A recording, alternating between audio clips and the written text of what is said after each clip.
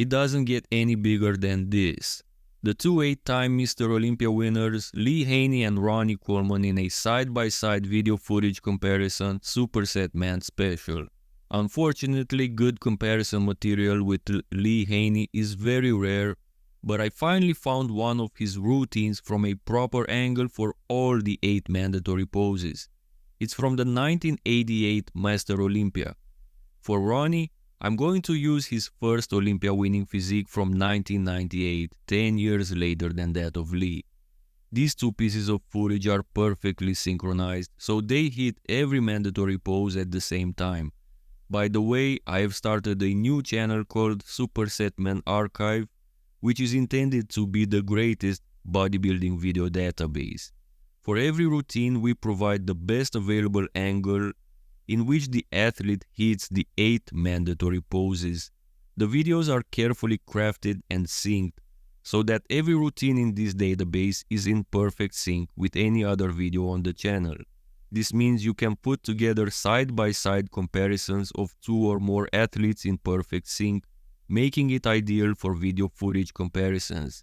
Anyone can download these videos and make their own comparisons, provided they credit my contribution. Back to our comparison today, Lee Haney vs Ronnie Coleman was actually the winner of this week's Supersetman poll.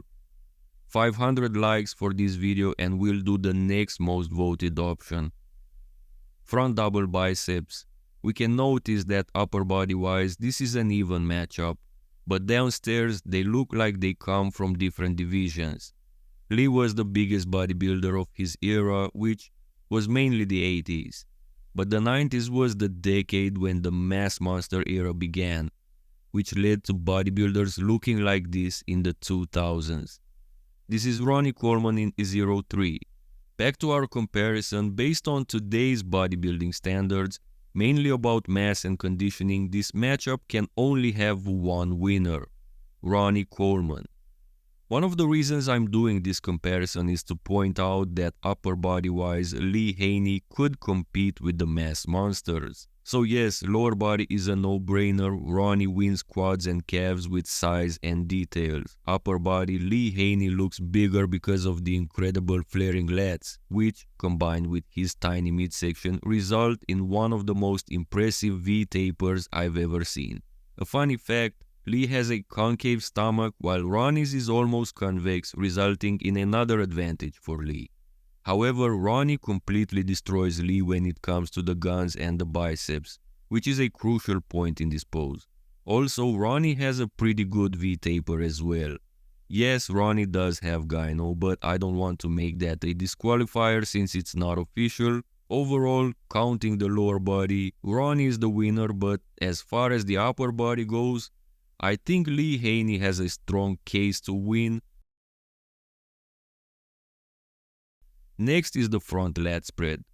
Ronnie is considered one of the best ever in this pose, and it's true, he had all the tools for that. However, he never knew how to hold this pose right.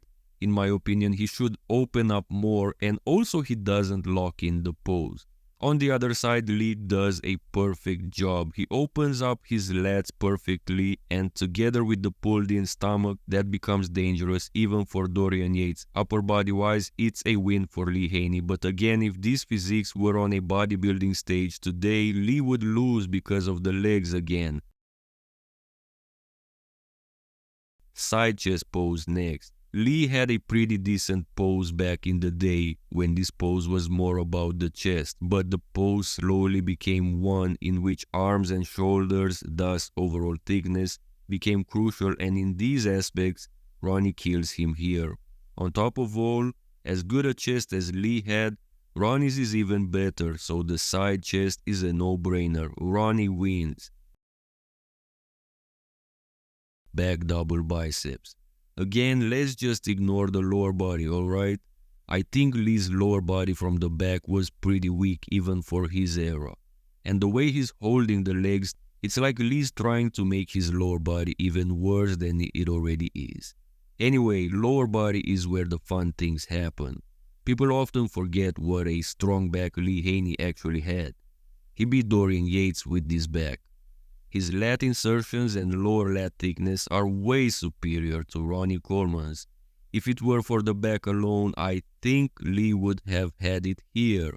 If we count the arms and delts for the upper body, I think Ronnie might have it after all. Counting the lower body is a no-brainer again.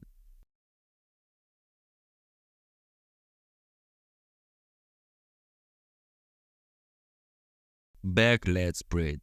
Again, Lee's lat insertions are crazy. It's like his lats attach where the spine meets the glutes almost. But look at Ronnie Coleman, the thickness of his traps, the details and separation on that back is one level beyond here. Despite Lee's impressive presentation, this is an easy win for Big King Ronnie Coleman.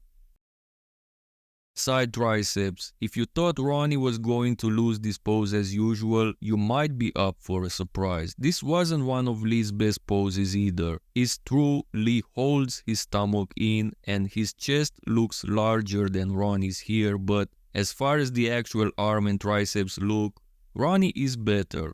Also, it's very strange that Lee avoids locking in the pose.